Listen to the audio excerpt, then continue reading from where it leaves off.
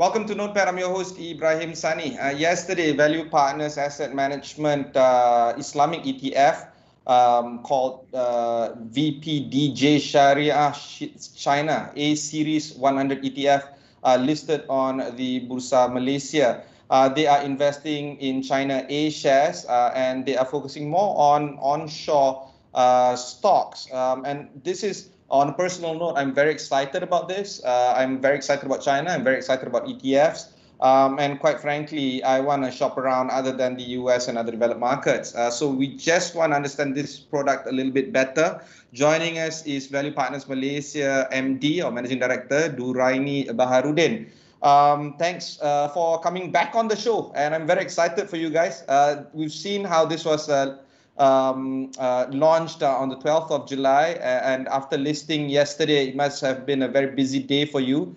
Talk through us about the Islamic ETF China Asia products, Duraini. Okay, thank you very much, Ibrahim, and it's good to be back again on the show.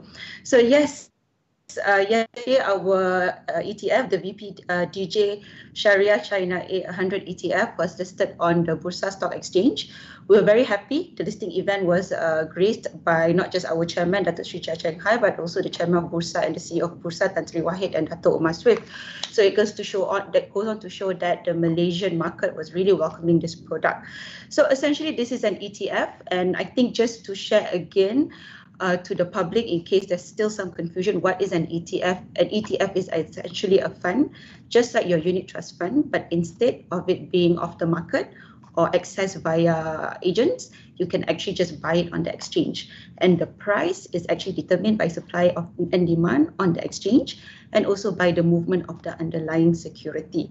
So the ETF that we had listed is the first in the world ETF that invests in Sharia compliant China A securities.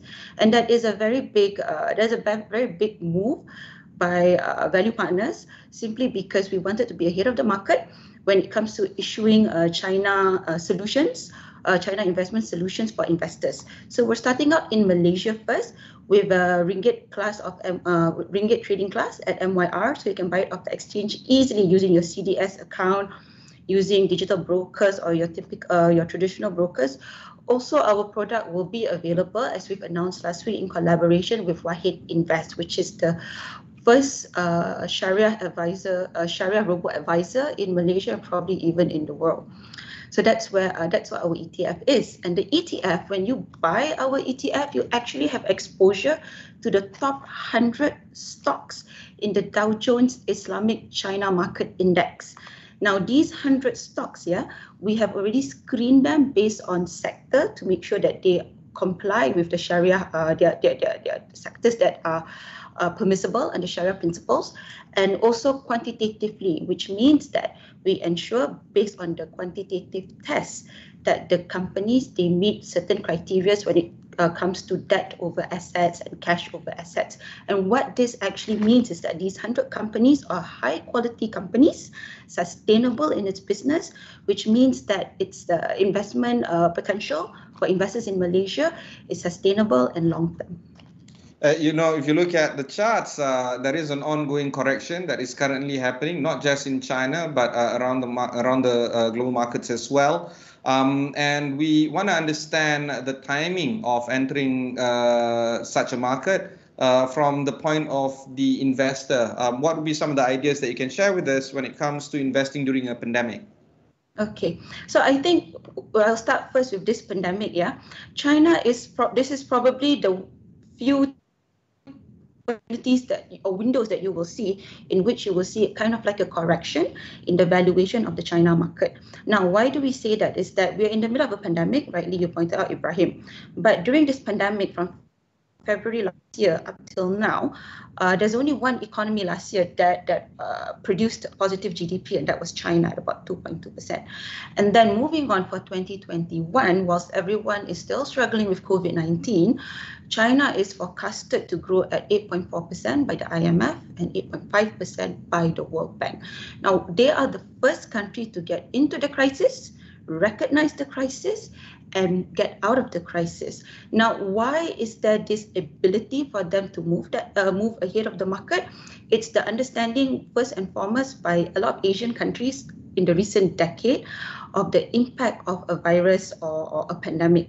If we remember SARS, that happened just a couple of years ago, it was a big crisis here in Asia, which probably didn't have the same impact in the developed markets in terms of the impact on the economy and livelihood, but it did have a big impact here. So China took very fast and drastic actions, which is why we're saying that from now onwards, their recovery path is actually very clear, right? And then we move on to what are the engines of growth for China and why this is a great time to participate in China.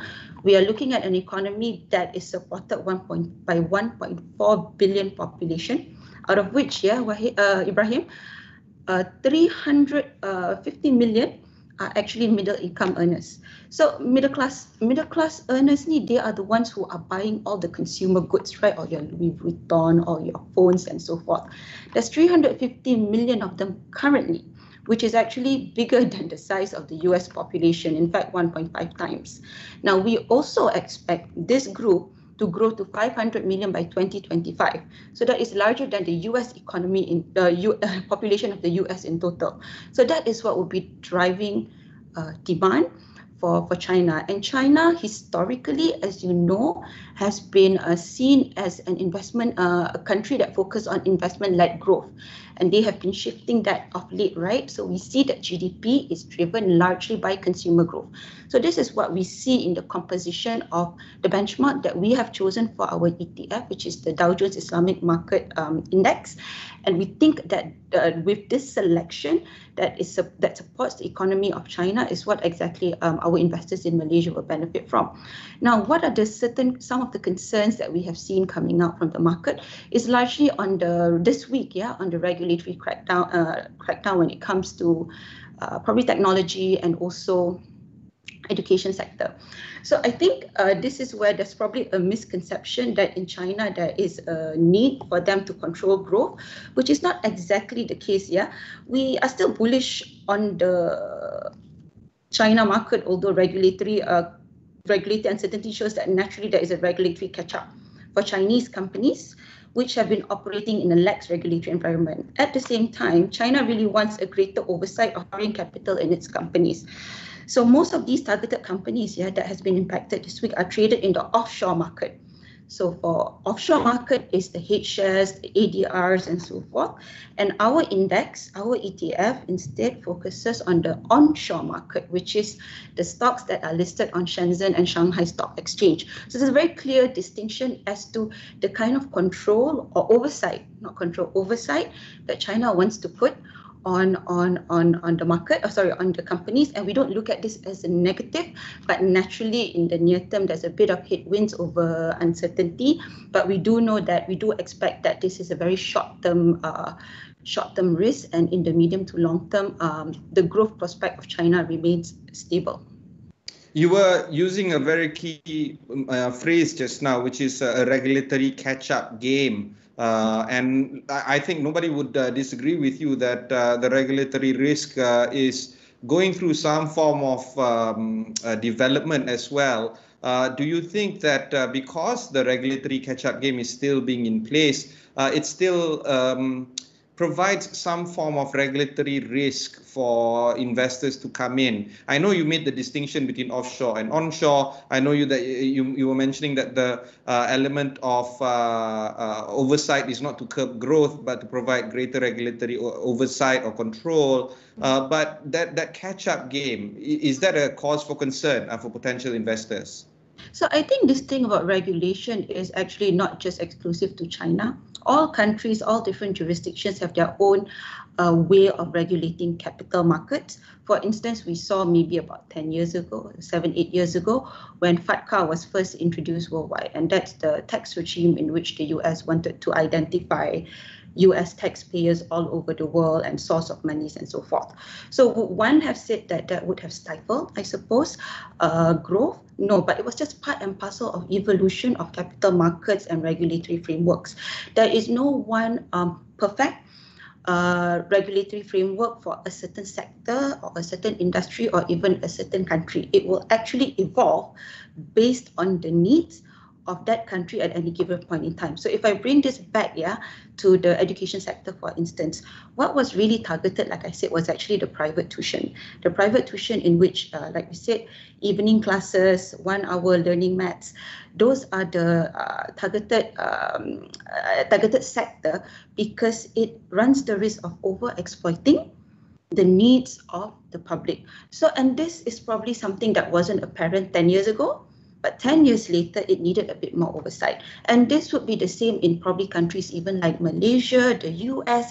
If there is a certain amount of control that needs to be imposed to ensure that there is fair and clean market practices, any government or any regulator or any institution in power would need to exert that authority. And that is all part of, I think, governance and ensuring that there is a sustainable ecosystem for each sector to operate under. You know, don't get me wrong. I'm bullish on China as well, and I want to invest in China. In fact, that would be some of the lopsided midterm goals that I have. But right now, I'm still heavily invested in developed markets where it's Western, where the press freedom is there, where I can read all about whatever that needs to be read about and still make an informed decision about my investment decisions. The issue I have with China is that the press freedom is still opaque. I'm getting reports directly from analysts and organizations like yourselves, but it's also important for me to form a good, basis into what's going on there. The best thing that I can get is something from South China Morning Post or other press out of Hong Kong, and perhaps because of their proximity with Shenzhen, that could give me a clarity of idea of what's happening there as well. And I know these are teething pains, but where do you foresee in terms of transparency, in terms of reporting, in terms of getting the knowledge on the ground? Where do we see China in heading towards a greater transparency and accountability in, say, mid to long term to come? Okay, so I think one of the key items that investors or even the public are not familiar with is this big concept, big movement that is happening in capital markets, which is the inclusion of the China A market into global indices. So what does this mean? Yeah, all your global indexes, MSCI, FTSE, Dow Jones, they have a standard global equity, say for instance, index, which takes into account all the major capital markets in the world. And in order for all these capital markets to be included in the index at a certain weighting, there are certain qualitative and quantitative ratios that they have to meet. Now, in 2019, China A has been included in all these indices, and the weighting will actually be increased over time. That is an inclusion factor, we call it, which I don't want to go too much into detail, can be quite technical, but there's an inclusion factor that showcases how much exposure in all these global indices in which China A will be included. To me, that is testament that China A, despite all this noise, or some of the views that some segments of society may have, at least independent index provider from developed markets are still recognizing their importance, still recognizing the fact that their data is as transparent as they need to be, which justifies the inclusion into all these indices since 2019. So I think that is one of the big things that maybe investors on the ground may not be as familiar because you don't understand the impact of that. And you know how this is very impactful? You have $8.9 trillion in ETF globally, right? That's like the highest rate that we have ever seen to date. And a part of that is also in global equity or standard Asia, global equity or emerging market indexes, in which we'll now start to include China A. So what will happen is that the moment the index weighting is corrected or rebalanced, the word is rebalanced, then all the big pension funds, all the big institutions, your Japanese pension fund that uses a lot of ETF, and they track these major indices, they will just organically start including China A into the market. And that's why I say, as much as that those are stories on the ground and noise and all of that, but in reality, if global index providers are actually including China A, companies in its index is already testament that in terms of transparency and quality, it's already on par with developed market. Okay. We'll go for one short break. When we come back, we'll continue to speak with value partners on the Chinese market.